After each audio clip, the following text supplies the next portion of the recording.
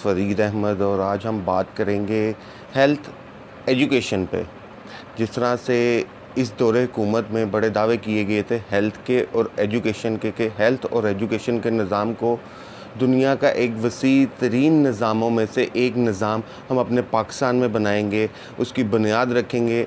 Education को corona ने जो है वो बर्बाद कर दिया और डॉक्टर यास्मीन राशिद जिस तरह के बड़े बड़े दावे करती थी, हेल्थ की वज़ीर भी हैं और दावे भी बहुत बड़े थे कि मैं हेल्थ के निज़ाम को इस तरह से कर दूंगी, इस तरह से कर दूंगी। तो हमारे पाकिस्तान में हेल्थ के निज़ाम को एक वही बात आ गई कि एक पॉन्स्टोन या एक पैनाडोल की गोली भी जो है वो भी आज तक किसी को फ्री फ्राहम नहीं की गई।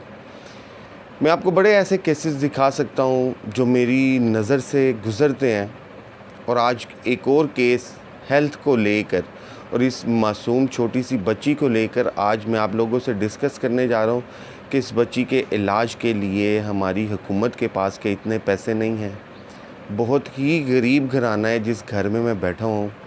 इस घर की सूरत हाल आप देख सकते हैं और अच्छी तरह जान भी सकेंगे कि मैं किस घर में बैठा हूँ और किस तरह से ये लोग जो हैं वो ज़िंदगी गुजार रहे हैं।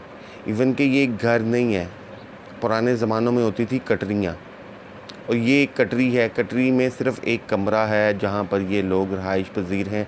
इतने पैसे नहीं हैं इनके पास कि ये एक कमरे का किराया भी दे सके। तो इलाज तो बड़ी दूर की बात रहेगी। जहाँ अपनी बच्ची का इलाज करवाने जाते हैं वहाँ पे लोग लाख लाख रुपए मांग लेते हैं। तो जो 2 वक्त की रोटी नहीं पूरी कर सकते वो इलाज कहाँ से करवाएं। जी अस्सलाम वालेकुम। वालेकुम अस्सलाम। कितनी देर की बच्ची आपकी? 2 साल 2 माह। 2 साल 2 माह की। मुझे ये बताएं, आपकी लव मैरिज थी? नहीं, अरेंज। अरेंज मैरिज थी। फैमिली में हुई? जी, आंटी घर।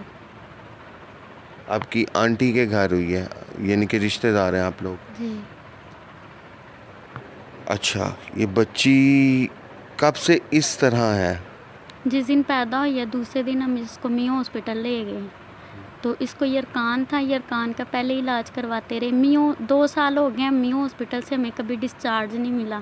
मियो हॉस्पिटल वाले इसको नालियाँ डालते हैं, फिर कहीं कहीं भेजते हैं, कोई भी नहीं हमारी सुनता है। चिल्ड्रन लेके जाते हैं, वो मियो हॉस्पिटल रेफ़र करते हैं, मियो हॉस्पिटल लेके जाते हैं, ये चिल्ड्रन रेफ़र करते हैं।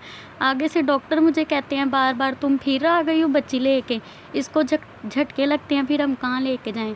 प्राइवेट लेके जाते हैं, वो इलाज बहुत महंगा है।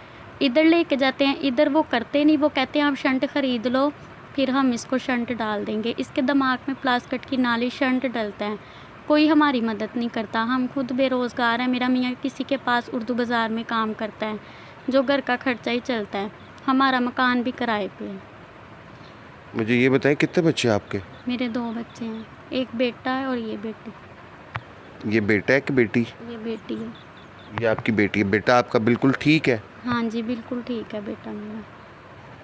इस बच्चे की वजह से ना हम बच्चे को पढ़ा सकते हैं। इसकी दवाइयाँ जो हैं वो हम ला ला के हमारे से नहीं अफोर्ड होती कि हम इसकी दवाइयाँ लेके आ सकें।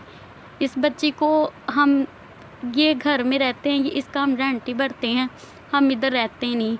हम ज़्यादा मियो हॉस्पिटल में चिल्ड्रन में रहते हैं, हम इधर नहीं रहते। घर हमने देखा ही नहीं कि कैसे रहना है कैसे नहीं रहना। कभी हमारे घर में राशन ख़त्म हो जाता है, कभी बच्ची को लेके भाग जाते हैं। इसका पापा हफ्ते में काम करता है, हफ्ता जब मिलता है बच्ची पहले ही हॉस्पिटल पहुंची होती है। घर का गुजारा भी बड़ी मुश्किल से होता है। मैं प्राइवेट हॉस्पिटल लेके गई, फातिमा मेमोरियल, फ़ारूक हॉस्पिटल। उन्होंने कहा हमने कई ऐसे बच्चे देखे हैं जो ऐसे हैं। फिर वो कभी हॉस्पिटल में हमें कोई मिलता है, वो कहते हैं कि हमारे ऐसे बच्चे हैं जो बिल्कुल ठीक हो गए हैं, पर इधर इलाज नहीं सही करता, इधर प्रैक्टिकल वाले ज़्यादा डॉक्टर हैं। उन्होंने कहा प्राइवेट, मैं प्राइवेट लेके गई, मेरे पास इतने वसाइल नहीं हैं। मेरी बच्ची को दिन में 10 मरतबा झटके लगते हैं, 10 मरतबा मैं मियो हॉस्पिटल जाती हूँ। कभी तो ऐसा होता है किराया भी नहीं पास होता। जी, तो नाज़रीन, जैसा कि आपने सरकारी अस्पतालों का बयान सुना कि पूरी दुनिया में शायद इस बच्ची का इलाज नहीं है, ठीक है, क्योंकि वो सरकारी अस्पताल है, मशीनरीज़ हैं, तो वहाँ पर भी वही बात है कि पैसे लेके इलाज किया जाता है। प्राइवेट हॉस्पिटल में गए हैं पर वो प्राइवेट को अफोर्ड ही नहीं कर सकते। इतना महंगा इलाज है कि इनकी पहुंच से बाहर है। इनके लिए तो बहुत ही ज़्यादा महंगा होगा। क्योंकि ज़ाहिरी बात है जिनके पास है नहीं, जिन्होंने सरकारी अस्पतालों में 2 साल घर को छोड़कर वहाँ पर ही धक्के खाए हैं, उनको नहीं मालूम कि घर क्या है, घर में कौन है, घर में कौन किस तरह से है। वो अपनी बच्ची को ही लेके जो है वो सिर्फ धक्के खाते रहे हैं। क्या कसूर इसका, इसकी माँ का, या ये दुनिया में इसका ये कसूर है?